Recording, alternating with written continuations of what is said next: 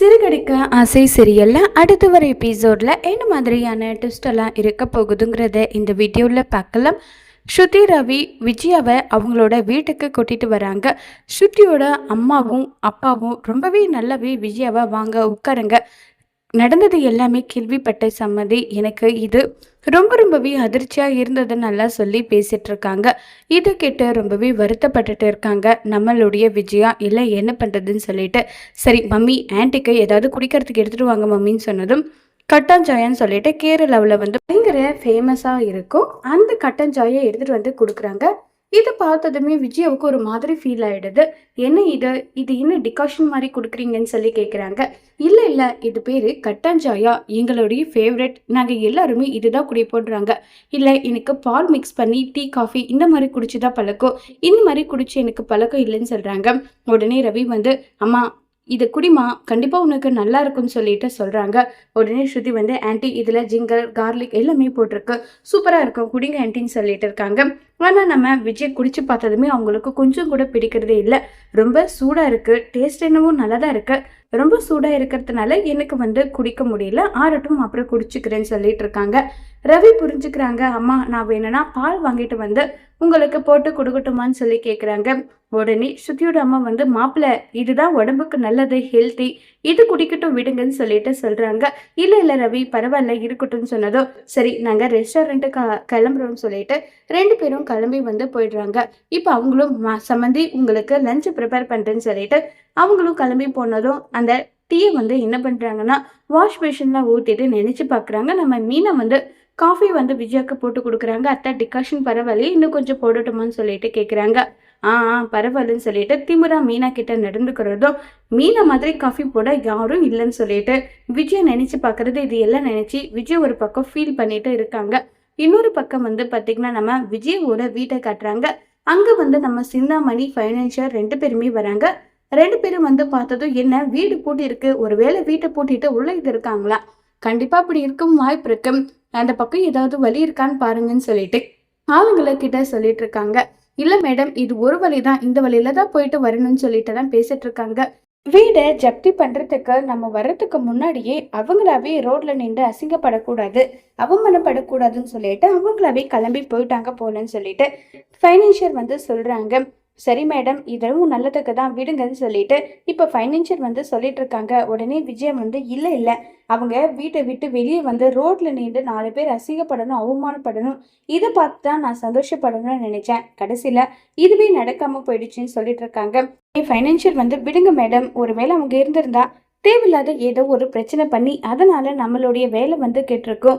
என்ன இப்போ இந்த வீடுக்கு சீல் வச்சாச்சு, அதுக்கப்புறம் என்ன வீடு என் பேருக்கு வந்துடும், என் பேர்ல இருந்து உங்க பேருக்கு மாறப்போகுது, இதை நினைச்சு நீங்க சந்தோஷப்படுங்க, இதுல போய் என்ன இருக்குன்னு சொல்லிட்டு ஃபைனான்சியர் வந்து சொல்றாங்க. நீ சொல்றது ஒரு பக்கம் சந்தோஷமா இருந்தாலும் இன்னொரு பக்கம் வந்து அவங்கள இப்படி அசிங்கப்படுத்தி அவமானப்படுத்தி பார்க்க முடியலையே, அதை நினைக்கும் போதுதான் கஷ்டமா இருக்கு, வேற ஒன்றும் கிடையாதுன்னு சொல்லிட்டு பேசிட்டு இருக்காங்க. இதுக்கு மேல என்ன பண்ண முடியும், வாங்க பார்த்துக்கலாம்னு சொல்லிட்டு ஃபைனான்சியரும் சிந்தாமணியும் கிளம்பி போயிடுறாங்க. அடுத்த ட்ராக்கை வந்து பார்த்தீங்கன்னா நம்ம மீனாவை காட்டுறாங்க. மீனா வந்து சந்திரா கிட்ட சொல்லிட்டு இருக்காங்க. அம்மா மாமாவுக்கு உப்பு காரம் எல்லாமே லிமிட்டாக இருக்கணும், அந்த மாதிரி பார்த்து பண்ணிக்கொண்டாங்க. இல்லடி அதெல்லாம் இருக்கட்டும், ஆனால் அண்ணன் ஏன் இவ்வளோ சைலண்ட்டாக இருக்காரு, அவர் இப்படி சைலண்ட்டாக இருந்து நான் பார்த்ததே கிடையாதுன்னு சொல்லி பேசிட்டு இருக்காங்க. என்னமா பண்ணுறது, நல்லவங்களுக்கு தான் சோதனை காலம் வரும்னு சொல்லுவாங்கல்ல, அந்த மாதிரி தான் இப்போ அவருக்கு சோதனை காலம் வந்திருக்கு, எல்லாம் பார்த்துக்கலாம் விடுமான்னு சொல்லிட்டு பேசிக்கிட்டு இருக்காங்க. அப்போ கரெக்டாக வந்து பார்த்திங்கன்னா இப்போ நம்ம சந்திரா சொல்கிறாங்க, சம்மந்தி அம்மாவும் கூட வந்திருக்கலாம், அது இல்லாமல் சம்மந்தி அம்மாவோட துணையோட உன் வீட்டுக்காரரோட அண்ணன் இப்படி ஒரு ஏமாத்த வேலையை செஞ்சுருக்காங்களேன்னு சொல்கிறாங்க. என்னமோ பண்ணுறது, எல்லாம் வீட்டுப்படி தான் நடக்கணும் இருந்தால் அது யாரெல்லாம் மாற்ற முடியும்னு சொல்லிட்டு பேசிக்கிட்டெல்லாம் இருக்காங்க. இதை கேட்டதுமே உடனே வந்து சந்திரா வந்து சொல்கிறாங்க, சம்மந்தி அம்மாவும் இங்கே கூட்டிகிட்டு வந்திருந்தா அயந்திரக்கொள்ளன்றாங்க. ஏம்மா உனக்கு தெரியாதா, எங்களையும் பிடிக்காது நம்ம வீட்டையும் பிடிக்காது, அதனால் அவங்க வரல, ஸ்ருதியோட வீட்டுக்கு போயிருக்காங்க, ஸ்ருதி அவங்கள நல்லா பார்த்துப்பாங்க விடுமான்னு சொல்லிட்டு பேசிட்டு இருக்காங்க. மாமா வாங்க மாமா சாப்பிடலான்னு சொல்லிட்டு கூப்பிட்றாங்க. எதுக்குமா சாப்பாடு, இருக்கட்டும் பரவாயில்ல, மாமா மாத்திரை வேற போடணும்ல, வாங்க உட்காருங்கன்னு சொன்னதும் மாமா இங்கே டைனிங் டேபிளெல்லாம் இல்லை, இங்கே சேர் மேலே உட்காந்து அப்படியே சாப்பிட்டுக்கிறீங்களான்றாங்க. ஏமா மீனா, ஏன் நான் அம்மா வீட்டுக்கெல்லாம் போனால் கீழே தரையில் உட்காந்து தானே சாப்பிடுவேன், அதுதாம்மா உடம்புக்கு நல்லது, டைனிங் டேபிள் எல்லாம் நல்லது கிடையாது, நான் இப்படியே உட்காந்து சாப்பிட்டுக்கிறேன்னு சொல்லிட்டு சாப்பாடெல்லாம் போட்டுட்டு இருக்காங்க. அங்கிள் நீங்கள் இப்படி இருங்க, ரொம்பவே நல்லா இருக்குன்னு சொல்லிட்டுலாம் பேசிட்டு இருக்காங்க. சத்யமுத்து 2 பேரும் போயிட்டு அண்ணாமலைக்காக பெட்ஷீட்டு, கட்டில், மெத்தை இந்த மாதிரியெல்லாம் வாங்கிட்டு வராங்க. உடனே சத்யா வந்து எதுக்காக வீண் செலவு, நான் தரையிலே பாய் போட்டு படுத்துப்பேன் இல்லைன்னு சொல்கிறாங்க. அங்கிள் இந்த பெட்ஷீட்டில் படுத்தீங்கன்னா தூக்கம் நல்லா ஜம்முன்னு வருமான்னு சொல்லிட்டு இருக்காங்க. மனசு நிம்மதியாக இருந்தால் தான் தூக்கம் கூட வரும். மனசு நிம்மதி இல்லாத போது எப்படிப்பா தூக்கம் வரும்னு சொல்லிட்டு அண்ணாமலை வந்து பேசிட்டு இருக்காங்க. அப்பா இதுக்கெல்லாம் நீங்கள் ஃபீல் பண்ணாதீங்க, கவலைப்படாதீங்க. கொஞ்ச நாளைக்கு மட்டும்தான் தன்னால வீடு நம்ம கைக்கு வரும். நீங்கள் எதை நினச்சி கவலைப்படாதீங்கன்னு சொல்லிட்டுலாம் பேசிக்கிட்டு வந்து இருக்காங்க. அடுத்ததா சாப்பாடெல்லாம் மாறி மாறி போட்டுட்டு இருக்கும்போது கரெக்டாக அந்த இடத்துக்கு சீட்டா வராங்க. நீங்கள் எல்லாம் வந்திருக்கீங்கன்னு சொன்னாங்க. அதுவும் எப்படிப்பட்ட பிரச்சனையில வந்திருக்கீங்கன்னு எனக்கு தெரியும். என்ன பண்றது, இதெல்லாம் பெருசுப்படுத்தாதீங்க மாமா. வெக்கேஷனுக்கு வந்திருக்கிறதா நினைச்சிட்டு இருங்க, எல்லாம் நல்லபடியாக மாறுன்னு சொல்லிட்டு சீதா வந்து உங்களுக்காக ஸ்பெஷலாக எடுத்துகிட்டு வந்திருக்கேன்னு சொல்லிட்டு சாப்பாடு எல்லாம் கொடுக்குறாங்க. இதை கொடுத்ததும் அண்ணாமலைக்கு பயங்கரமாக ஃபீல் ஆகிடுது. உடனே முத்து வந்து கேட்குறாங்க, என்னச்சுப்பா ஏன் இப்போ இவ்வளோ ஃபீல் பண்ணுறீங்கன்னு சொல்லி கேட்குறாங்க. இல்லை முத்து, வீடு நம்ம கையை விட்டு போயிடுச்சு, அவ்வளோதான், நம்ம அனாதை மாதிரி நிற்க போகிறோன்னு சொல்லி நினச்சிட்டு இருந்தேன். கடைசியில் இவ்வளோ சொந்தம் இவ்வளோ பந்தம் இதெல்லாம் பார்க்கும்போது மனசுக்கு நிறைவாக இருக்குன்னு சொல்லிட்டு நம்ம அண்ணாமலை சொல்கிறாங்க. இதை கேட்டு முத்து மீனா சந்தோஷப்பட்டுட்டு இருக்காங்க. அண்ணாமலை கவலையெல்லாம் மறக்கணுன்றதுக்காக ஆளுக்கு ஒரு விதம் பண்ணுறதுனால அண்ணாமலையும் ஓரளவுக்கு கவலையே மறந்துடுறாங்க. அடுத்த ட்ராக்கை வந்து விஜயாவை காட்டுறாங்க. விஜயாவை சம்மந்தி வாங்க, சம்மந்தி வாங்க வந்து உட்காருங்கன்னு சொல்லிட்டு சொல்கிறாங்க. உடனே வந்து நம்ம விஜயாவும் வந்து உட்காடுறாங்க. சாதம் வந்து பார்த்தீங்கன்னா ரொம்ப கொட்டு கொட்டியாக இருக்குது. என்ன இது இவ்வளோ பெரிய சாதமாக இருக்குன்றாங்க. இதுதான் உடம்புக்கு நல்லது, நாங்கள் எல்லாரும் இதுதான் சாப்பிடுவோன்றாங்க. இல்லை இந்த அரிசியெல்லாம் சாப்பிட்டா எனக்கு உடம்புக்கு ஒத்துக்காது, ஜீரணம் ஆகாது, இவ்வளோ வெறையாக இருக்கேன்னு சொல்லிட்டெல்லாம் இருக்காங்க. உடனே ஸ்ருதியோட அம்மா வந்து சொல்கிறாங்க, சம்மந்தி நல்ல வேலை நல்ல பழக்கம், ஏன் நல்ல ஹெல்த்தியான ஃபுட்டெல்லாம் எடுத்துக்கிறது போல இல்லையே, அதனால தான் உங்களுக்கு இதெல்லாம் பிடிக்கல போலன்னு சொல்லிட்டு கிண்டலெல்லாம் பண்ணிட்டு இருக்காங்க. இல்லை அது வந்துன்னு சொல்லிட்டு சொன்னதும் உடனே ரவி வந்து இருக்கட்டும் பரவாயில்ல அம்மா, உங்களுக்கு நானே என் கையால் சமைச்சு கொடுக்குறேன்னு சொல்லிட்டு ரவி வந்து சமைச்சு வந்து கொடுக்குறாங்க. உடனே ஸ்ருதியோட அம்மா வந்து என்ன மோல உன் மாமியார் எது செஞ்சாலும் இது பிடிக்கல அது பிடிக்கலன்னு சொல்லிட்டு ஓவரா அதிகாரம் பண்ணிட்டு இருக்கு. வீடு கூட இல்லாம தானே நம்ம வீட்டுக்கு வந்திருக்காங்க. இப்படிப்பட்ட நேரத்தில் எப்படி இருக்கணும், கிடைச்சதை சாப்பிட்டுட்டு இருக்கிற இடத்துல இருக்கிறத வேண்டிய விட்டுட்டு இப்படியெல்லாம் வந்து பண்ணிட்டு இருக்காங்க. ஸ்ருதி இதெல்லாம் உனக்காக மட்டும்தான் பொறுத்துட்டு இருக்கேன்னு நல்லா சொல்லி பேசிட்டு இருக்காங்க. இதை கேட்டதும் உடனே வந்து ஸ்ருதி வந்து மம்மி அவங்க அந்த வீட்டில் அதிகாரம் பண்ணி இருந்துட்டாங்க, மீன் அந்த அளவுக்கு பழகி கொடுத்துட்டாங்க, அவங்களுக்கு எது சாப்பிடணும்னு தோணுதோ அதை சாப்பிட்டுக்கிட்டோம். ரவி வந்து அவங்களுக்காக ஏதோ ஒன்று செஞ்சு கொடுப்பான், அதை சாப்பிட்டுக்கிட்டு இருக்கட்டும், எதுவும் நீங்க பேசிக்காதீங்கன்னு சொல்லிட்டு ஸ்ருதி வந்து சொல்றாங்க. என்னவோ போமோலன்னு சொல்லிட்டு இப்ப அங்கிருந்து கிளம்பி வந்து போயிடுறாங்க. விஜயாவுக்கு கொஞ்சம் கூட இங்க இருக்கிறதுக்கு பிடிக்கல, சாப்பாடு கம்ஃபர்டபுள் எதுவுமே இல்லாம ரொம்பவே கஷ்டப்பட்டுட்டு இருக்காங்க. அப்ப கரெக்டா வந்து விஜயா நினைச்சு பாக்குறாங்க. ஏன்னா நம்ம மீனாவை விஜய் எப்படியெல்லாம் வேலை வாங்கினாங்களோ அது எல்லாமே நினைச்சு ரொம்பவே வருத்தப்பட்டுட்டும் ஃபீல் பண்ணிட்டும் இருக்காங்க. நம்ம எப்படியெல்லாம் மீனாவை வேலை வாங்கணும், ஆனா ஒரு நாள் கூட முகம் சுளிக்காம மீனா நமக்காக எவ்வளவோ விஷயம் எல்லாம் பண்ணி கொடுத்துருக்கா. நம்ம மீனாவை எப்படியெல்லாம் நடத்திருக்கோம் நல்லா நினைச்சு விஜயா ரொம்பவே வருத்தமாகவும் ஃபீல் பண்ணிட்டும் இருக்காங்க.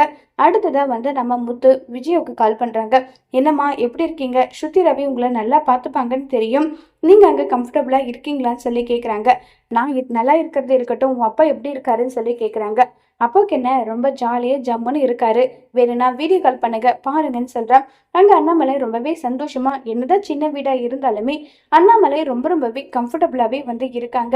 இதை பார்த்து விஜயாவுக்கு ஒரு மாதிரி ஃபீல் ஆகுது, நம்மளும் அங்கே போயிருந்தா இருந்திருக்குமோ, இப்போ கேட்கவும் முடியாதுன்னு சொல்லிட்டு விஜய் வந்து நினைக்கிறாங்க. உடனே ரவி வந்து அம்மா இங்கே இருக்கிற கலாச்சாரம் இவங்களோட ஃபுட்டு எதுவும் உங்களுக்கு ஒத்துக்காது, எனக்கு தெரியும், என்னால் முடிஞ்ச அளவுக்கு உங்களுக்கு நான் செஞ்சு போடுறேன், தப்பா எதுவும் எடுத்துக்காதீங்கன்னு சொல்லிட்டு ரவி சொன்னது சரி விடுடான்னு சொல்லிட்டு இப்போ முத்து வந்து அம்மா இன்னும் கொஞ்ச நாளைக்கு தான், கூடிய சீக்கிரம் நான் வீடை வந்து எப்படியாவது மீட்டிடுவேன், நீங்க எதை நினைச்சு கவலைப்படாம இருங்கன்னு சொல்லிட்டு முத்து சொல்றாங்க.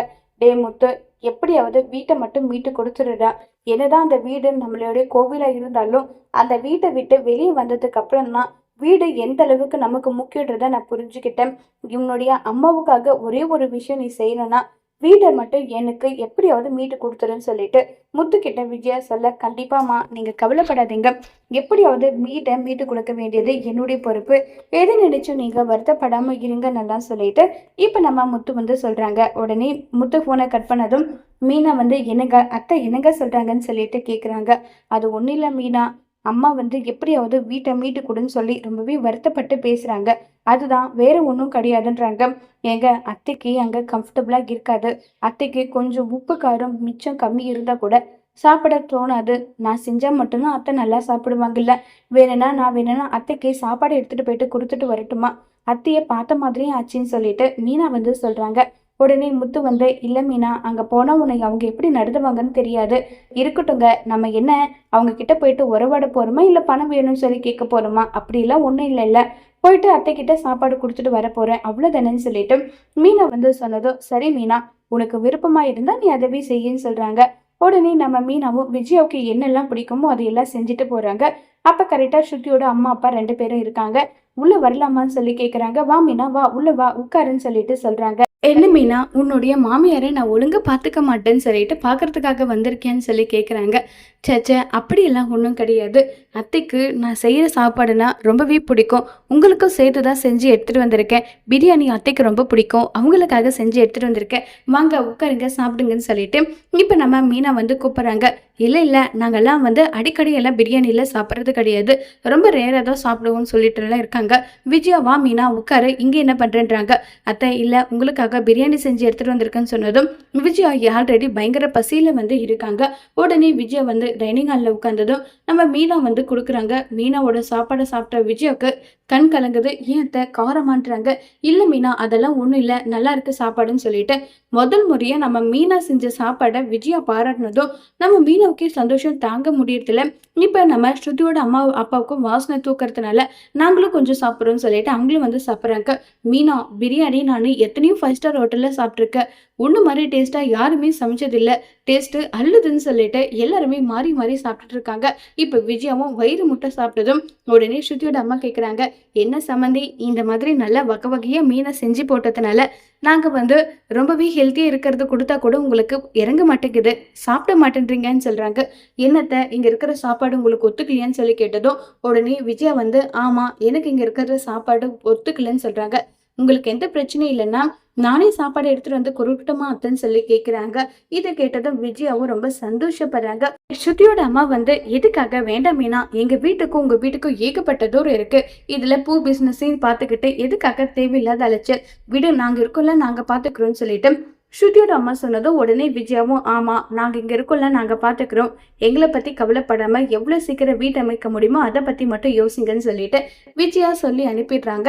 இப்போ உடனே மீனாவும் அங்கிருந்து கிளம்பி போறாங்க. விஜயாவுக்கு மீனா போறத பார்த்து பயங்கரமா ஃபீலிங்கா இருக்கு.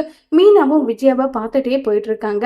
இப்பவாவது நம்ம விஜயாவுக்கு மீனாவோட அருமை புரிய வரமா, இனியாவது மீனாவை வேற விதமா நடத்தாத மருமகளா விஜயா மன்னிச்சு ஏத்துப்பாங்களா இல்லையாங்கிறத வரப்போற எபிசோட்ல வெயிட் பண்ணி பார்க்கலாம். தேங்க்யூ.